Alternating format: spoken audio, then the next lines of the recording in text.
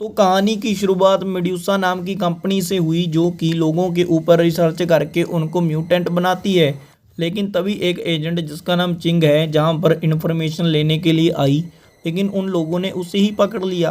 वो लोग उसके ऊपर रिसर्च करने लगे, उसकी मेमोरी इरेज करने लगे और उसको भी म्यूटेंट बनाने लगे। लेकिन तभी वहां पर उसकी टीम आ गई। उन्होंने सभी लोगों को मारना शुरू किया और अपनी दोस्त चिंग को भी छुड़ा लिया। उसके बाद वो वहाँ से जाने ही वाले थे, लेकिन तभी एक एलियन ने उनकी टीम के ऊपर हमला किया। जब वो उनके सामने आया, वो लोग उसके ऊपर फायर करने लगे, लेकिन वो एक एक करके सभी को मारने लगा। वो काफ़ी शक्तिशाली था।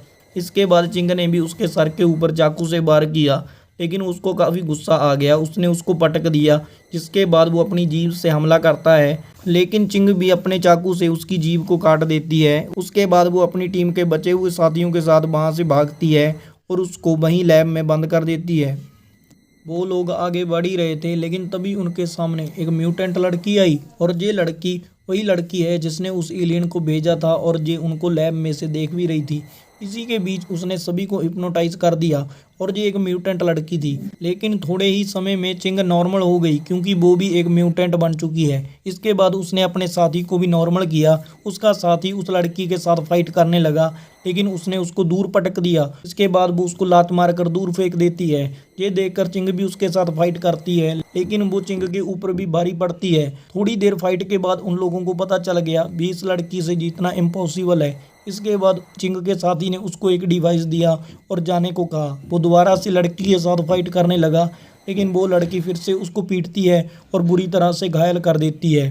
चिंग भी अपने साथी की मदद के लिए दोबारा से फाइट करती है, लेकिन चिंग के साथ भी वो लड़की बहुत बुरा करती है। उसको बुरी तरह पीटती है और उसको वो बालों से पकड़कर दूर फेंक देती है। चिंग अब काफ़ी घायल हो चुकी थी, लेकिन उसके डीएनए में चेंज आने लगा था। लेकिन चेंज आते ही ये सीन यहीं कट हो गया। हमें नहीं दिखाया गया कि आगे क्या हुआ। इसके बाद हम कंपनी मेड्यूसा का हेड मैनेजर देखते हैं जो कि एक एजेंट को पकड़कर उससे पूछ रहा है कि तुमने डिवाइस किसको दिया, लेकिन वो नहीं बताता। उसको गुस्सा आता है और वो उसको मार डालता है। अब हम चिंग को देखते हैं जो कि एक लड़के के घर पर है। जैसे ही उसको होश आया वो वहाँ से भागने की कोशिश करने लगी। लड़का उसको रोकता है, लेकिन वो लड़के को पंच मारकर दूर फेंक देती है। अब वो बाहर चली जाती है, लेकिन बाहर आने पर उसको अजीब सा लगता है। उसको बाहरी दुनिया ऐसे लगती है जैसे उसने पहली बार इस दुनिया को देखा हो। इसका मतलब ये था कि कंपनी उसकी याददाश्त मिटाने में सफल रही, उसको कुछ भी याद नहीं।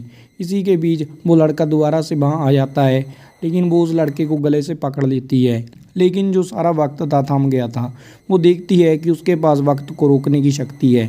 एक एक्सीडेंट भी वहाँ पर होने वाला था, उसको भी वो रोक देती है और बच्चे की जान बचाती है। इसके बाद उसको अपनी शक्तियों का थोड़ा सा अंदाज़ा होता है, लेकिन शक्तियों को इस्तेमाल करने के कारण मेड्यूसा कंपनी के लोग भी वहाँ पर उसको पकड़ने के लिए आ गए। और जैसे ही वो उनके साथ फाइट करने लगी तो उसने अपनी शक्तियों की बदौलत सभी को पीटना स्टार्ट कर दिया।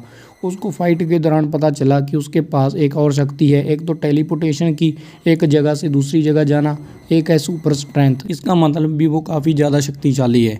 जब सभी लोग उसके साथ फाइट कर रहे थे, उसके सामने कोई भी टिक नहीं पा रहा था क्योंकि वो आगे से बहुत ज़्यादा खतरनाक और पावरफुल हो गई थी। सभी को पीटने के बाद वो लड़का उसको कहता है कि तुम्हें मेरे साथ चलना होगा, लेकिन वो मना कर देती है। पर वो बताता है कि मैं पुलिस वाला हूँ, जिस कारण उसको उसके साथ जाना पड़ता है। हाँ, दूसरी ओर जब मेड्यूसा कंपनी के मैनेजर को इस बात का पता चला, वो काफ़ी गुस्से में था। अब मेड्यूसा कंपनी के एक और मैनेजर जिसका नाम एंजेला है, वो मैनेजर के पास आती है और मजाक उड़ाती है क्योंकि उसके सारे बंदे नाकाम हो गए थे उस लड़की को पकड़ने में। अब वो फैसला करती है कि वो खुद ही चिंग को जाकर पकड़ेगी। जहाँ चिंग और पुलिस वाले की भी दोस्ती हो गई है और चिंग को वो वादा करता है कि वो उसकी याददाश्त दिलाने में उसकी हेल्प करेगा। वो सीसीटीवी फुटेज के जरिए बताता है कि तुम पहले एक विजिटर लड़कियों के साथ रहने के लिए आई थी। घूमने फिरने के बाद तुमने एक एजेंट का काम करना शुरू कर दिया, लेकिन इसके बाद तुम्हें कंपनी वालों ने पकड़ लिया। बातों बातों में जब चिंग ने जेब में हाथ डाला, उसको एक डिवाइस मिला। इसी के बीच वो डिवाइस को चेक ही करने वाले थे, लेकिन अचानक एक पिलर उनके घर में घुस गया। इसके बाद दरवाजे से एक लड़की खतरनाक मूड में अंदर आई।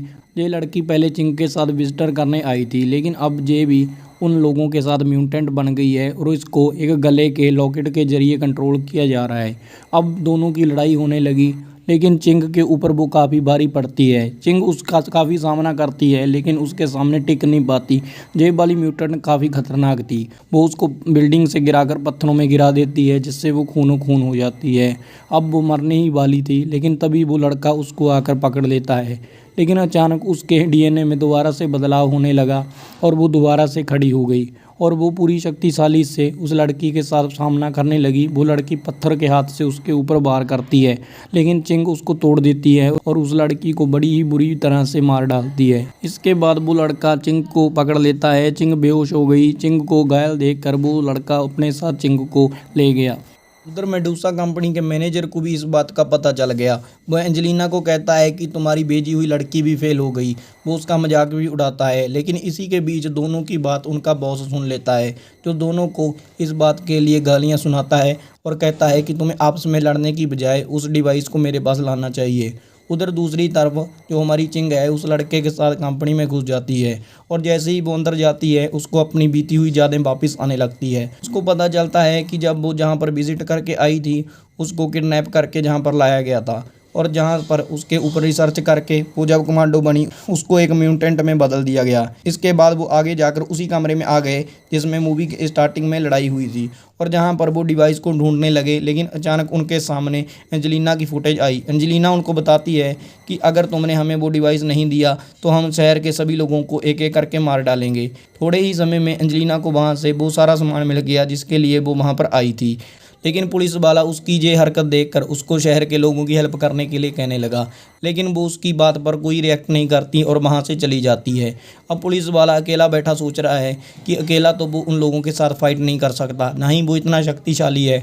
अब वो करे तो करे कैसे। वहीं दूसरी ओर चिंग अपना सारा डेटा अपने बॉस के पास लेकर गई। जैसे ही उसने अपना सारा डेटा बॉस को दिया उसके बाद उसके बॉस को उसने कहा कि वो अपने दोस्त पुलिस वाले की हेल्प के लिए उसके साथ चले, लेकिन वो मना कर देता है। इसके बाद हम दोबारा पुलिस वालों को देखते हैं जो कि उन लोगों का सामना करने के लिए अकेले ही बैठा है, हालांकि उसके पास कोई भी शक्ति नहीं है। वहाँ आगे से एंजेलिना अपने साथियों के साथ आ रही है, पूरी फौज है। लेकिन तभी दूसरी ओर से चिंग भी वहाँ पर आ जाती है। पुलिस वाला चिंग को देखकर काफ़ी खुश होता है।